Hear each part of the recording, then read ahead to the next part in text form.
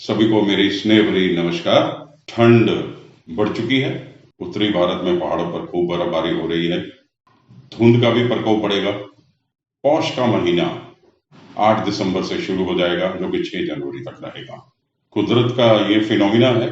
हर साल यही ठंड का दौर हमेशा आता है दिसंबर के महीने में। कोई अलग बात नहीं है। हर बार ही लगता है कि भी इस बार ठंड जरा ज्यादा है।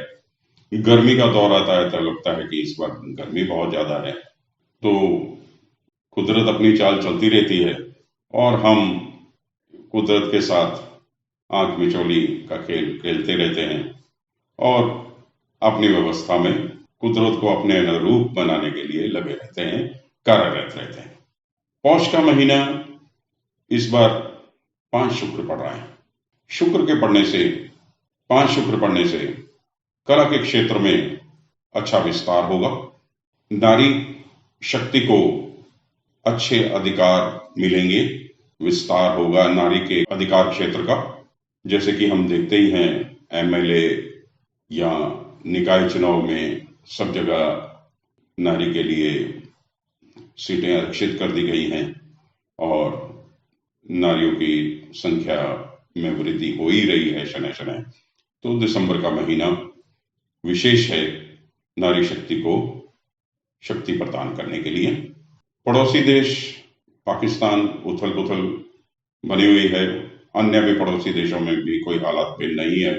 हालात तो अपने देश के भी कोई इतने अच्छे नहीं दिखाई दे रहे हैं, किंतु प्रशासन जो है, सत्ता जो है, वो मजबूत हाथों में है।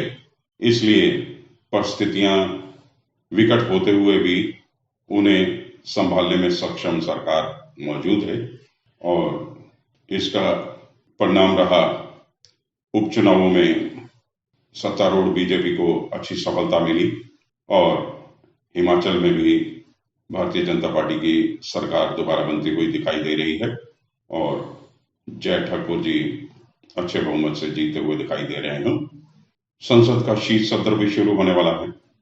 दिसंबर महीने में शीत सत्र भी चलेगा, जिसमें कि जनसंख्या नियंत्रण और समान नागरिक संहिता जैसे बिल पेश होते हुए दिख रहे हैं।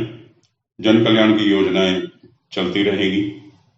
जन कल्याण की योजनाओं का विस्तार होगा। आर्थिक स्थिति देश की सुदृढ़ है, मजबूत है और आगे भी बेहतर विकास होता हुआ दिखाई दे रहा है। तो कुल मिला के सत्ता पक्ष की मजबूती और विपक्ष का पस्त होना, जिस वजह से देश आगे बढ़ेगा।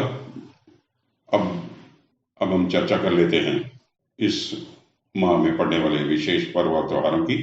3 तारीख को गीता महोत्सव, गीता जयंती मनाई जाएगी। जैसे कि कुरुक्षेत्र में 1 से 3 तक गीता महोत्सव मनाया जाएगा।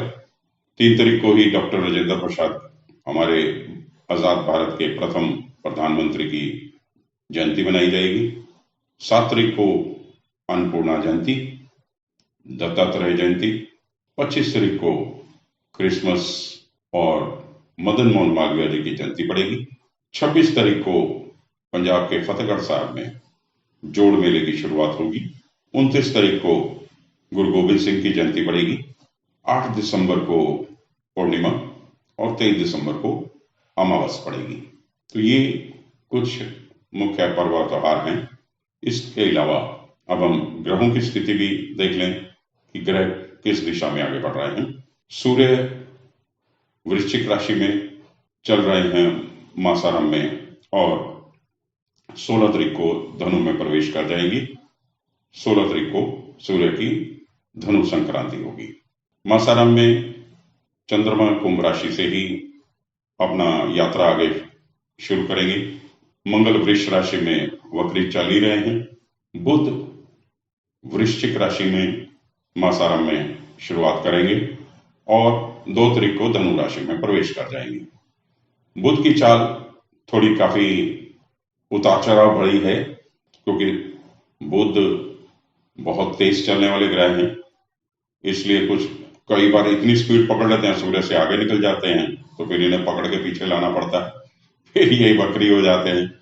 तो कहने का तात्पर्य है कि बुध सबसे ज्यादा वक्री होने वाले ग्रह हैं, सूर्य के नजदीक होने के चलते और चंद्रमा के बाद सबसे चंचल ग्रह होने के चलते ये काफी उत्पाती माने गए हैं।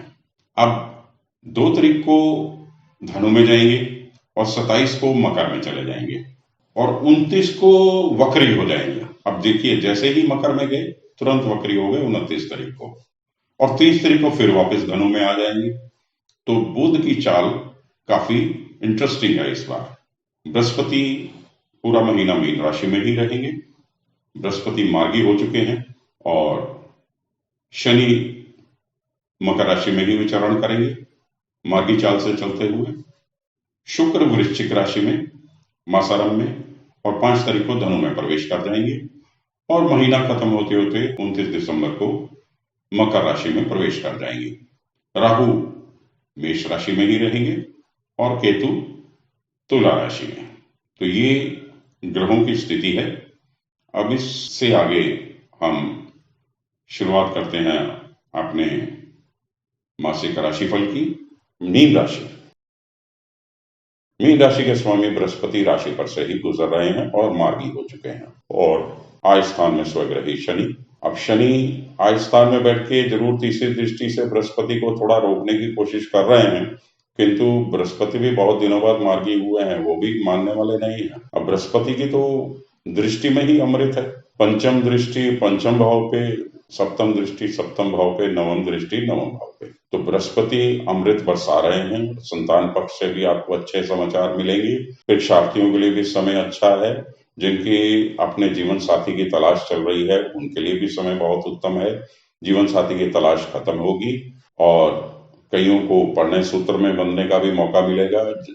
आने वाले लगन में बथेरे मीन राशि के जातकों के लिए शादियों के संयोग बनते हुए दिखाई दे रहे हैं। भाग्य भी बहुत प्रबल है और तीर्थ यात्राएं भी होती हुई दिखाई दे रही हैं। सरकारी लाभ भी होता हुआ दिखाई दे रहा है। सूर्य भाग्य स्थान से शुरुआत करेंगे और फिर दशम भाव में आ जाएंगी, और ऐसे ही बुध और शुक्र की भी जर्नी आपकी भाग्य स्थान से होते हुए दशम भाव की ओर तक बढ़ रही है। तो ग्रह स्थितियां आपके काफी फेवरेबल हैं। हाँ, सिर्फ राहु धन स्थान में बैठे हुए हैं और वहां से वो थोड़े विघ्न खड़े करते हुए दिखाई दे रहे हैं। और राहु अगर धन स्थान में बैठेंगे तो ऑटोमेटिकली केतु उसके विपरीत अष्टम भाव में पड़े हुए दिखाई दे रहे हैं। राहु एक तामसी ग्रह है और धन भाव में बैठना कुछ आपको तामसी भोजन के प्रति प्रेरित करता है, और जो कि खान पान खराब करता है और चटपटी चटूरी चीजें आपको अच्छी लगती हैं।